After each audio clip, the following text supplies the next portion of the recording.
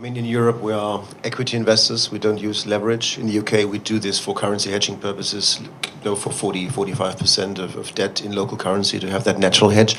What we see, of course, is across the board more willingness to go for higher LTVs in a very competitive environment. And it's a bit of a deja vu, isn't it? I mean, we heard this in the keynote speech earlier. So it's all happening. They're doing it again. That's exactly that. I mean, we work with all the large French banks.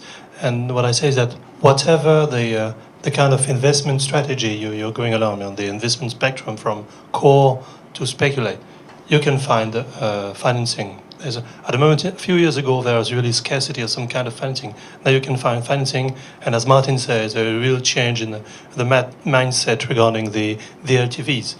Just after the financial crisis, all the banks were saying, we'll never do that again, and they're all going back to it.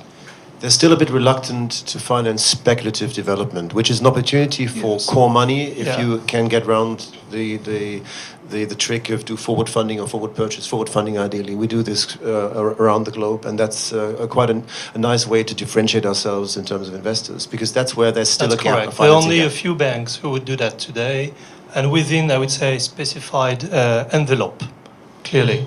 At the same time, and you're right to point that out, it's one of the shifts we see on the market, where we see some very large institutional investors who are used to do only core operations, moving to the speculative end of the spectrum in a kind of buy to hold strategy, because that's the only way for them to secure higher yields.